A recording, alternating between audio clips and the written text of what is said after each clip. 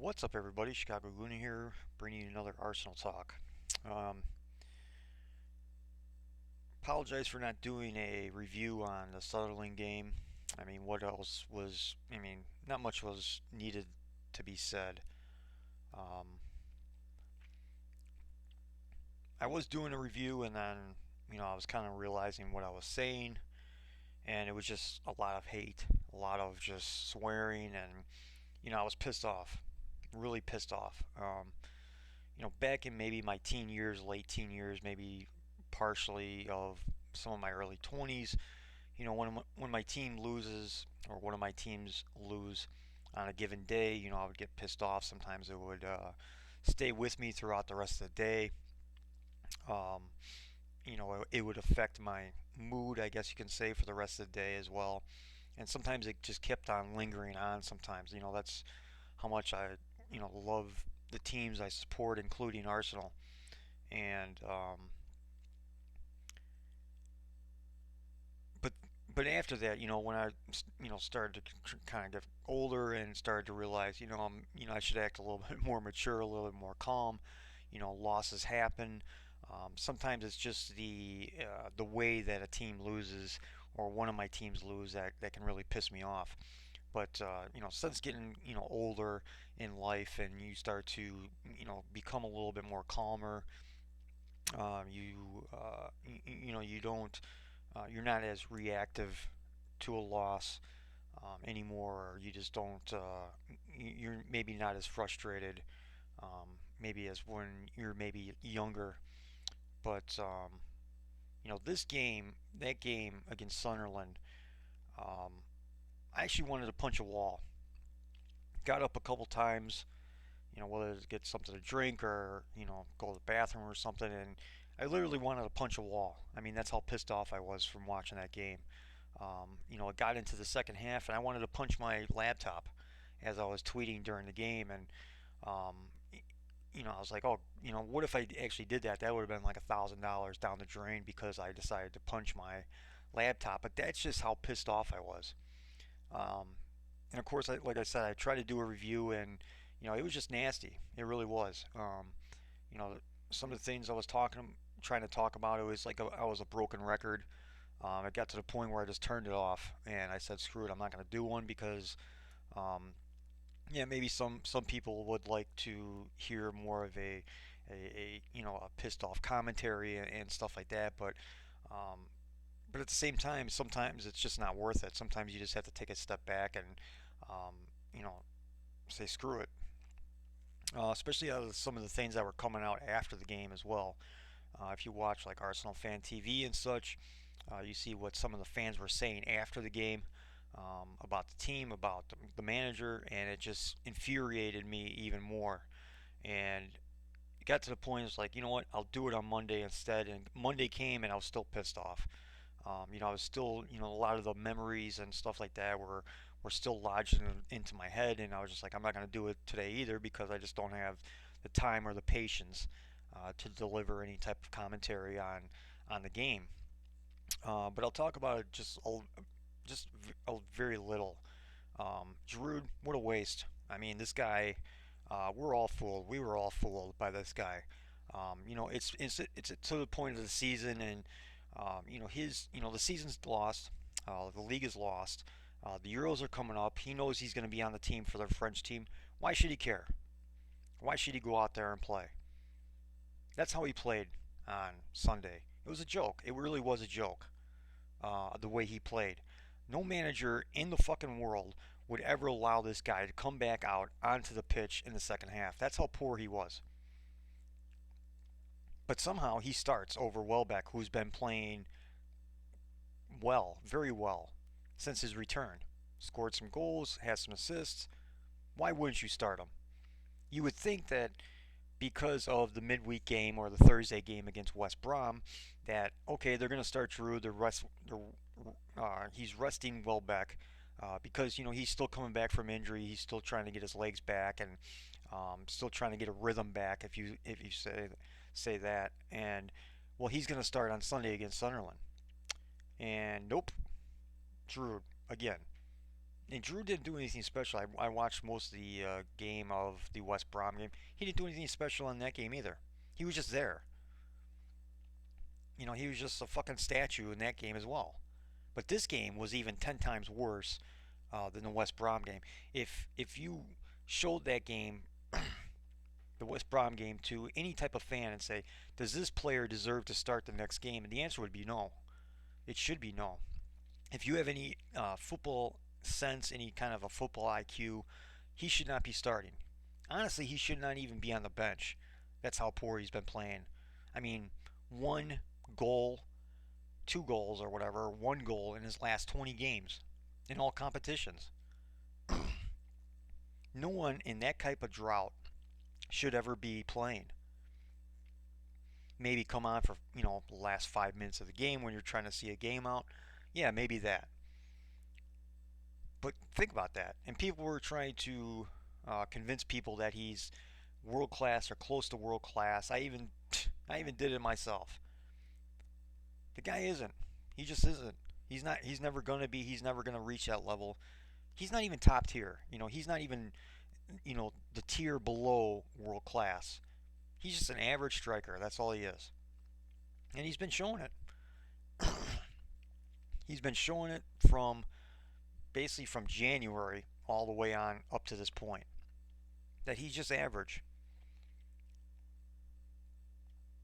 And the way he played, I mean, every time he touched the ball, he was flopping to the ground.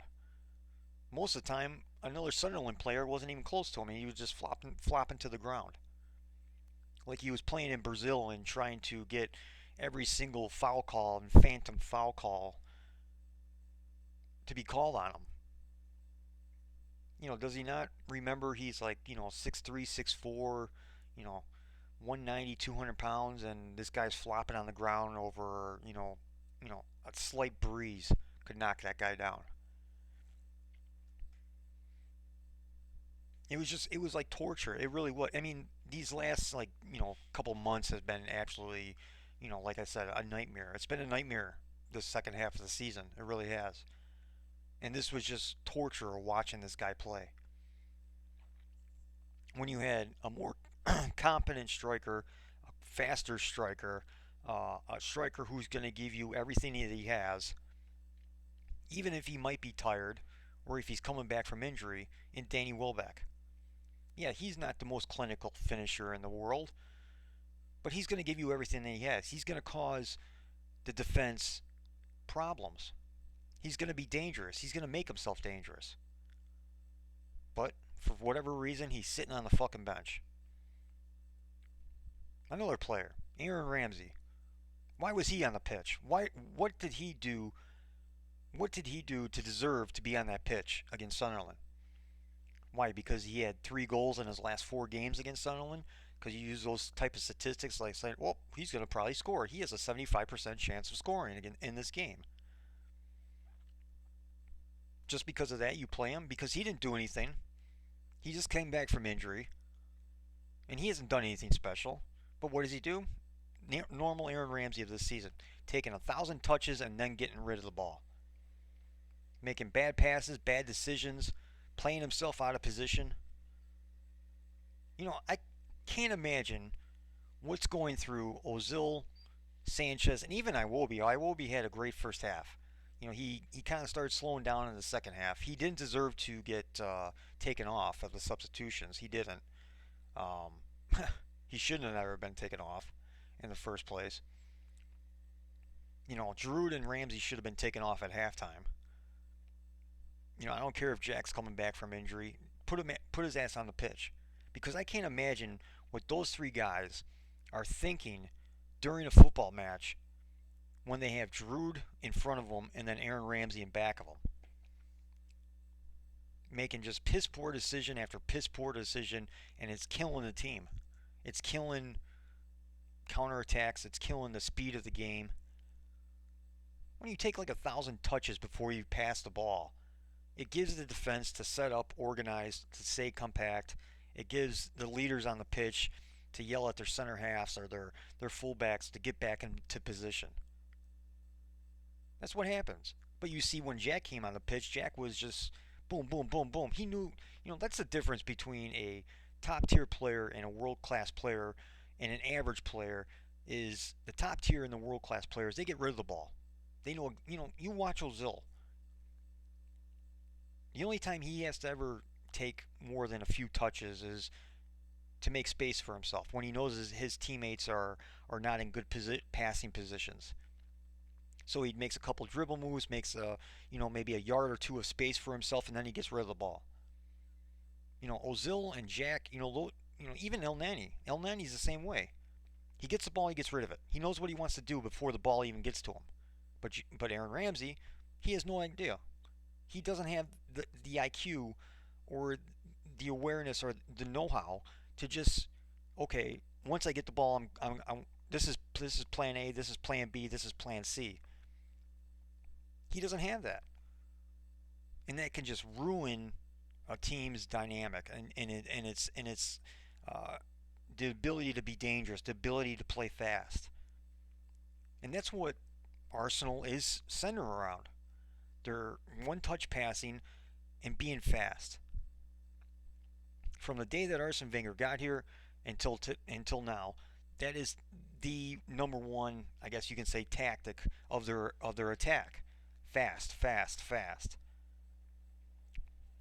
When you have a slow striker up top, I mean, Giroud is the slowest striker that we've had under Arsene Wenger.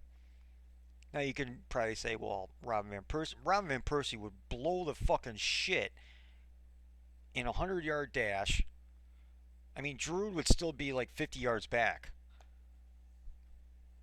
when Van Persie still had some good legs to him. Van Persie wasn't the fastest player, but he wasn't the slowest player either. He could run past some people, especially center halves. Giroud can't even do that. I mean, you look at guys like Cabal and some of the Sunderland play. You go back and you look at some of the center halves he plays against. It's like, dude, you can't outrun those fucking guys. It really is shocking when you see that type of stuff. And when your whole attack is centered around a either quick or pacey striker. It's always been like that. Ian Wright, even Bergkamp had some wheels. Thierry Henry, Elnelka, Van Persie, Wiltord, they all had wheels. They all had pace to them. And then all of a sudden you just change up the whole formula and you bring in a slow ass striker who's just a fucking statue who needs service, who only does tap ins because he's too afraid to shoot for whatever fucking reason. And that's what's going to happen. And all of a sudden, everything starts slowing down. And when things start slowing down, you give the defense. It's just easy. You put all the Premier League managers in one room. They're all stationed in the corner, and then Arsene Wenger is just sitting in another corner by himself. Okay, all the Premier League managers are laughing at him, saying, "Oh, we know what you're going to do." It's just too one-dimensional. And again, it just goes back to that. There's a plan A, but there's nothing else left. And that's what you saw. Once Welbeck came on, all of a sudden, the center half started to get worried a little bit. Again, like the substitutions were too far into the game. And then to make matters even worse, they bring on Theo Walcott, who, you know, there is, the Sunderland goalkeeper comes out. He completely just whiffs on the ball. It goes straight up in the air. Danny Welbeck is waiting for it to drop back down. He gets fouled, by the way. He gets pushed over by Cabal. You know, should have been a foul. Mike Dean, piece of shit. Worst referee in the BPL. Doesn't call it. Welbeck goes to ground. The ball's just sitting there. Just sitting there. Here comes Theo Walcott screaming up the pitch. Kamal's not even fucking near it. Not even. He's still 3 or 4 yards away from the ball. And what does Theo Walcott do when he's 2 yards away from the ball? He pulls up and then jumps over him. onto the like jumps to the side of the defender. The difference between a championship team and not a championship team, the championship team players sell out every single fucking play, every single 50-50 ball. They sell out. But not Theo Walcott. Scared little lazy ass. I mean, just he should be gone at the end of the season. He should be sold. Giroud sold. Aaron Ramsey, when you can still get some type of shit money out of him, sell him. Because they don't fit the model of this team of what it's supposed to be. A slow ass striker, not part of the model. A central midfielder who has no idea what to do with the ball, but it takes 1,000 touches, not part of the model. A pacey player, and that's all he is, a pacey player who doesn't sell out on the wing or in the striker role, gone. Not part of the model. Maybe Theo Walcott is still mad because, he's not playing striker and he got, put on the bench. And, you're a professional. You get paid 130, 140 grand a week.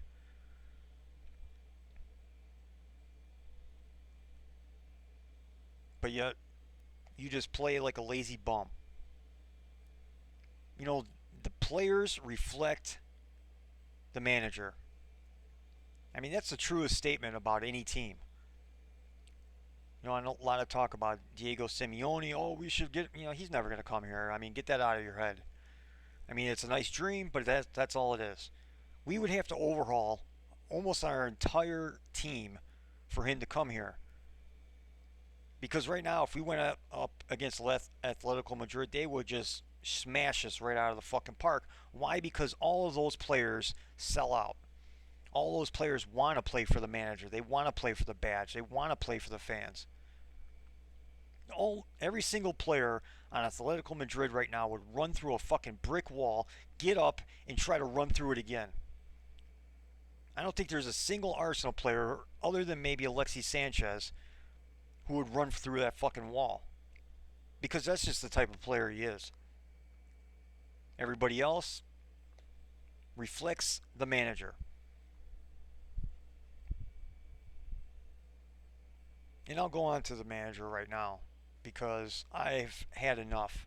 One thing that pissed me off too after the game, if you watch Arsenal Fan TV, there was at least 3 fans that said that Arsene Wenger, with 5 minutes to go in the game, was just sitting there.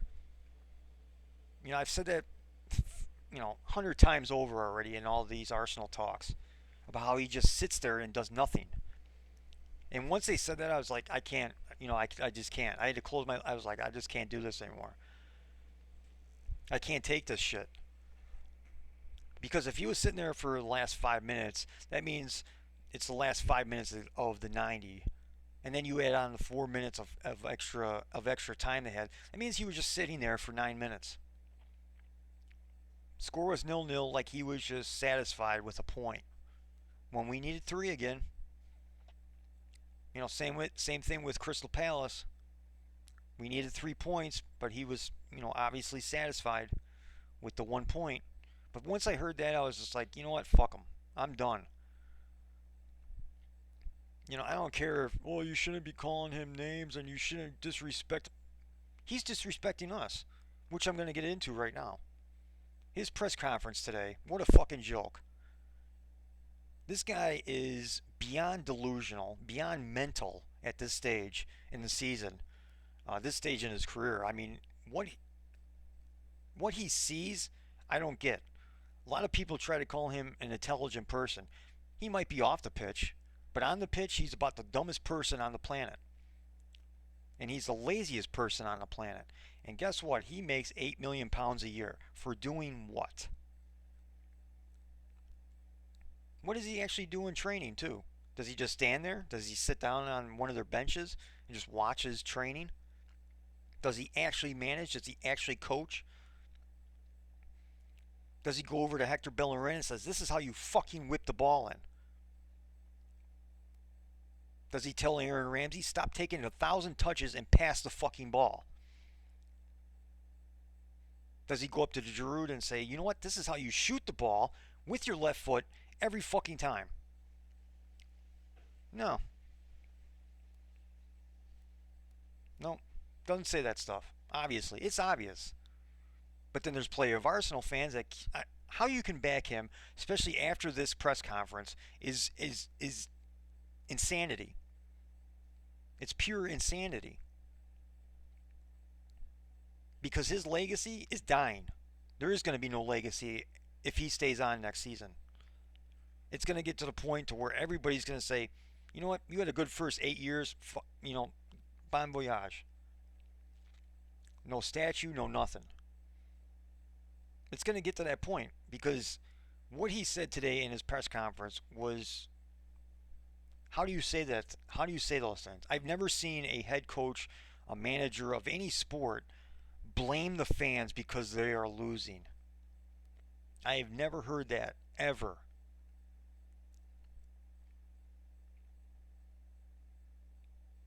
I mean, what do we have on our team then? Do we just have a bunch of pussies running around in an Arsenal shirt? Because that's what it almost sounds like. But he blamed the fans for our home fans, mind you. Okay, the fans who pay the highest ticket prices of anyone in the world. Okay, um, the bunch of tourists. Okay, who pay their hard-earned money to come and see the Arsenal. I was one of them. I paid out probably, hotel airfare, extra goodies and stuff while I was there in London, at least 4 grand. So I can take in the whole experience. And of course, I saw the Monaco game live, and that was just a disaster. A lot of the same shit. Manager sitting down, not caring. It was our fault. And, it's our fault that they're not prepared. It's our fault that they don't have a plan B. It's our fault that you know they score 3 goals on us. I mean, what? I couldn't believe it. I couldn't believe some of the. When I woke up, I checked Twitter and seeing all these quotes by Arsene, I was like, this can't be real. This has got to be like the biggest troll on the planet. This is someone rolling around saying, well, he said this and he said that. Nah, watch that press conference and I was just, it was shocking.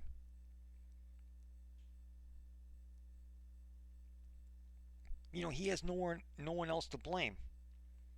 It's like an irresponsible person. They will blame everyone but themselves. How many times has Arsene Wenger come out and said, "I take full responsibility for this loss. It's my fault that the players weren't prepared enough for this game. It's my fault that I didn't make the correct substitutions." There's none of that. This press conference was a true indicator that there is zero accountability at this club. There is zero accountability for himself. And just like the latest banner said, it's Arsenal FC, not Arsene FC. And again, it's like I'm like a broken record with a lot of these Arsenal talks, especially recently. I've said it even last year too, last season. The guy actually probably thinks every single pound that's in the bank is his. This is his club.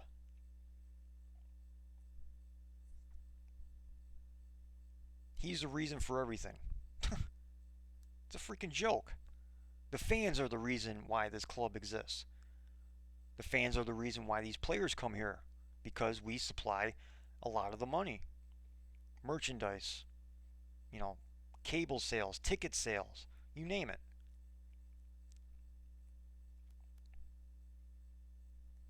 And there's still, of course, the campaign going around, which I hope it comes off of the, time for a change. I hope the local fans finally get up and start doing something. Because me, I can only do stuff like this for my voice to be heard, quote unquote. But the local fans, they're the ones that can actually go to the stadium and protest. And that's bad for business. That's bad for seeing that on TV. That's bad for, if they do a protest outside of the stadium of someone's videotaping it, whether it's on their phone or, on a GoPro or whatever they have. And all of a sudden it reaches YouTube and it's like, oh my God, what are they doing? What's going on? This is bad PR. This is not good for us. But for him to sit there and blame the fans for the difficult climate inside the Emirates, it's his tactics, it's his team selection, it's his substitutions, it's the fact that he just sits there and does nothing. It's everything.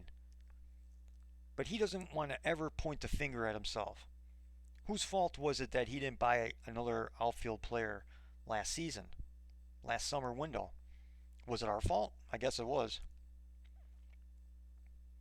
Is it our fault that, Jack Wilshere got a broken leg?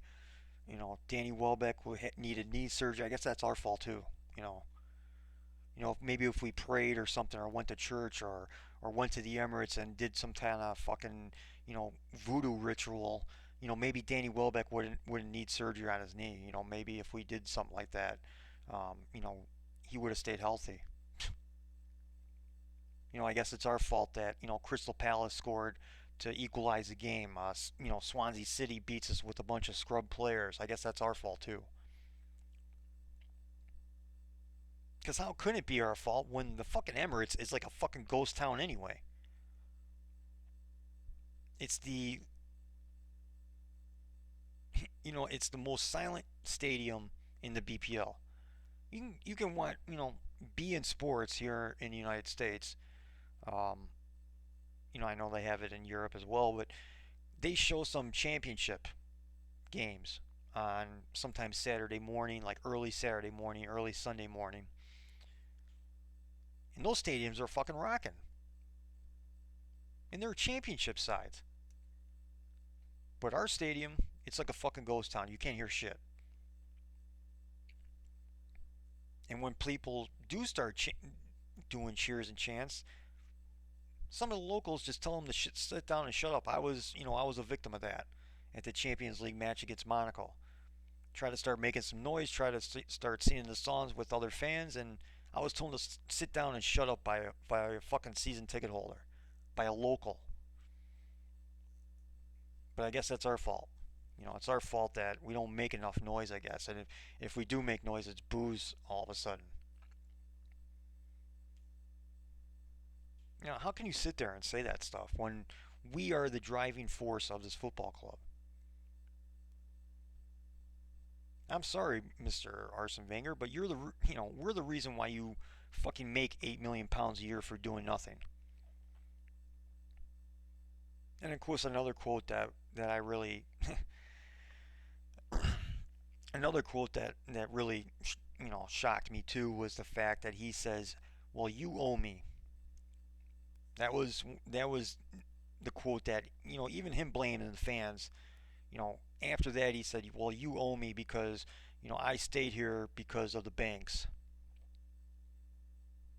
Because when they started building the Emirates, when all the loans were through, the banks wanted to make sure that Arsene Wenger stayed with the club for the next 5 years after the Emirates was built so they could pay it off faster. So supposedly we owe Arsene Wenger everything, supposedly, I guess, because he stayed with the club. So then why didn't you leave at the end of the 2011 season? Why? Why didn't you just leave? What do we owe him? I think he owes us more than we owe him. I want to see a manager active on the sidelines helping his players out during a match instead of sitting down wrestling with his fucking shitty ass coat for 3 to 5 minutes every single match. That's more of a joke now than anything else. But we owe him for staying with us. So then what does that say for us as a football club, that we're not worth it? That he gave up his life for this club. Maybe that's true. But why didn't he leave then after the 2011 season? Because that would have ended the 5 year period from the 2006 season, 2006-7 season when the Emirates was first opened up for business. The last year of that kind of contract that they had to sign with Arsenal and the banks was done after the 2011 season. So why did you stay on then? And why didn't you just leave then? So what do we actually owe him? We don't owe him shit. He owes us more than we owe him.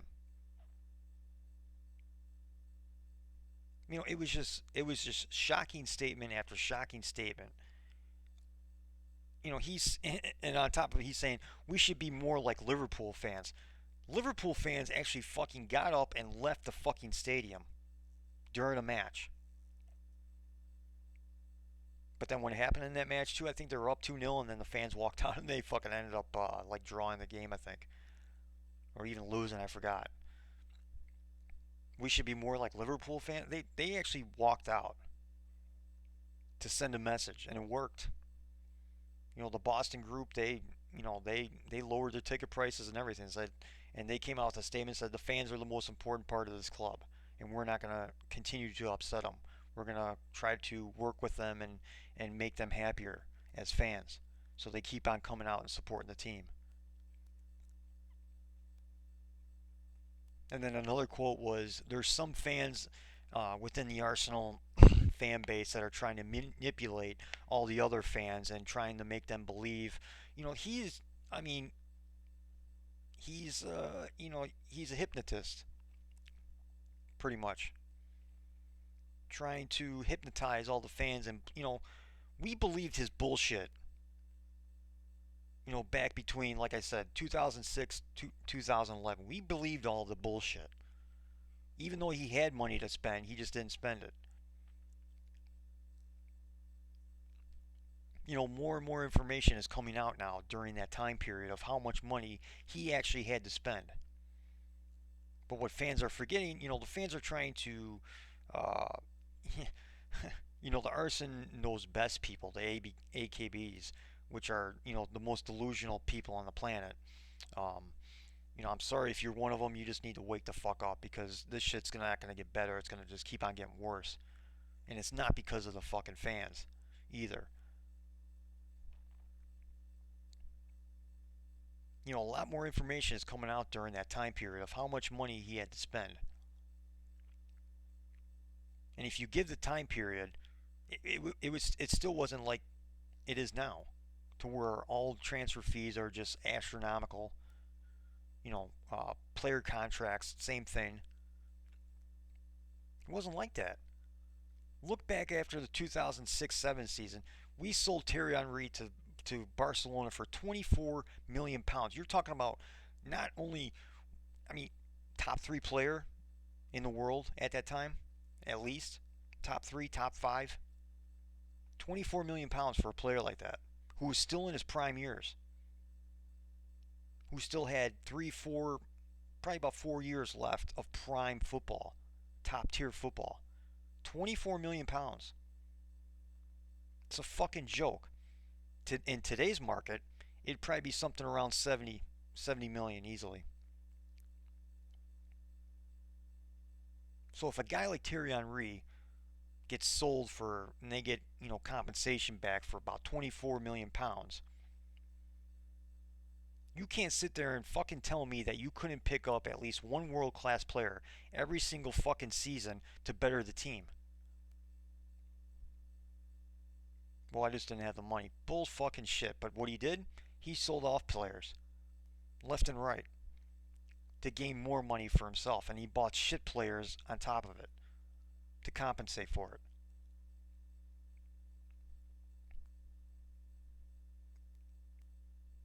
I know a lot of people hate Van Persie, but I mean, when you compare Van Persie to Giroud, I mean that's a joke. There's not a person in the world who would take Giroud over Van Persie ever in his career. I think people would still take Van Persie now over Giroud. I would. I would in a heartbeat.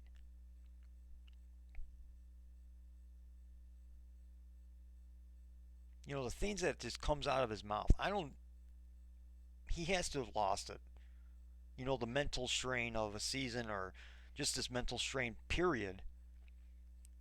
Because like I said in one of my other videos, once you lose the fan base, you're done. It's over with. There's nowhere else to go. There's no excuses you can make anymore. And that's what it's become to.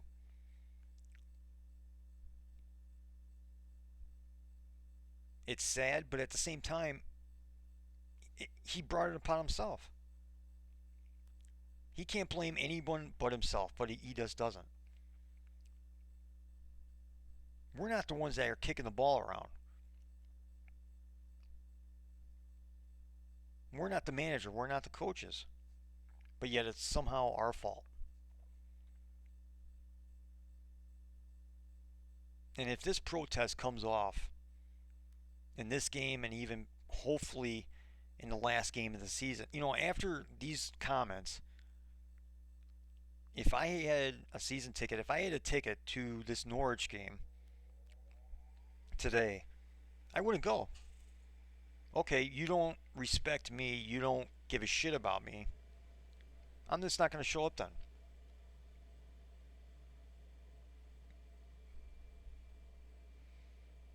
Because that's what all the fans should do. Instead of going to the game and holding up these time for a change pieces of paper, they shouldn't go to the game at all. Especially after those comments. You're going to blame Southampton on us. You're going to blame Crystal Palace, Sunderland, Manchester United, Swansea. You're going to blame that all on us? It's a fucking joke. It really is. And it's trouble too when the local fans are finally doing something about it. Because after all this, I would be shocked if he comes back next year. I really would. Because if Ivan Gonzalez was a real CEO, if the Arsenal board really gives a shit about this club and the future of this club, they would sit him down and say, tomorrow we're going to hold a press conference and you're going to announce your resignation.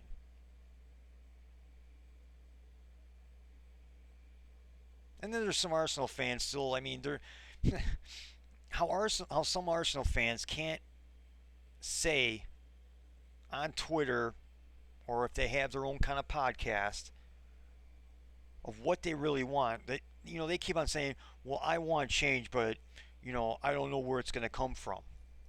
It's like they're hiding. It's like change is needed, but yeah, one fellow on. I was gonna reply to him. I was like, I'm not gonna waste my time. Said, well, Arsene could win the title next season, and everyone would belittle it. That's just that's someone who says, well, there's a change to be needed, but then I'll say this so I can keep in the good graces of Arsenal, so I can still get some of my inside information, whether it be on transfers or the team. What a fucking joke. That's what it's come to with some of these fans who have become, like Twitter famous and even podcast famous and stuff like that. I don't want to become famous. I do this just for my own liking, and it gets my voice out there, and it kind of it relieves like kind of like the pain and suffering that we've all been kind of going through over the last several years.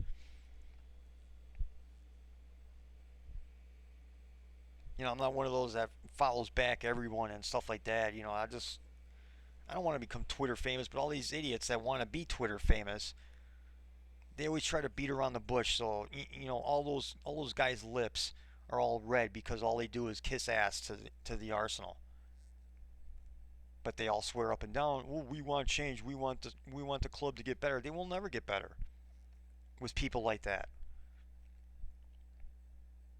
You need more people like the people that are going to do today that's going to hold up that sign that says time for a change.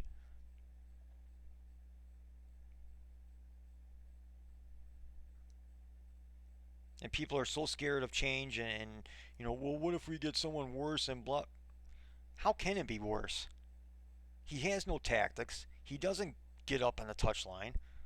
He doesn't give a shit about his players as much as he wants to say he does. If he did, he'd be on the touchline helping them. But he doesn't. He would have more than a plan A. He doesn't. He would buy the players that are needed to win championships, but he doesn't. Like Stan Kroenke, like Ivan Gizis, he cares more about the bottom line than anything. And when you give someone this much power, this is what happens. Prime example, NFL.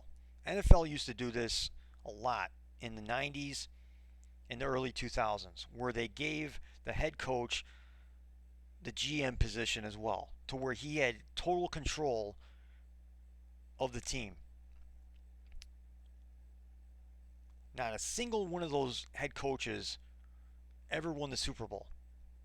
Not a single one. Why? Because they couldn't focus on the team. They focused on so many other things that they couldn't focus on what their main job should have been, and that's to be the leader of the team and putting your players in the position to win, preparing your players to win the game.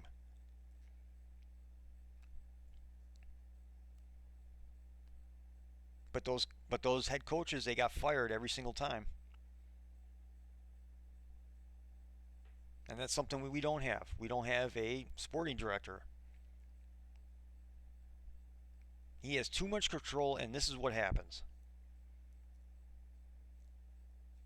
And he's going to go down with the, he's going to go down with the ship. And he's going to drown himself, and that's what's going to happen. To the point to where everyone is going to start to forget what he did in his first several years here. And it's going to look more and more like Patrick Vieira was the mastermind, Thierry Henry was the mastermind, Dennis Bergkamp was the mastermind, Tony Adams was the mastermind, Martin Keno was the mastermind, Sol Campbell was the mastermind. Not him. We try to call him the professor, and it's far from it. And it's looking more and more like that every single season. To where we're finally calling his bluff. And he doesn't like it. He hates it. He wants to be anointed the king, the savior, whatever. It's all going down in flames. All of it. And it's too bad, but hey, sometimes you gotta call someone's bluff. And when you call that bluff, the person has to walk away.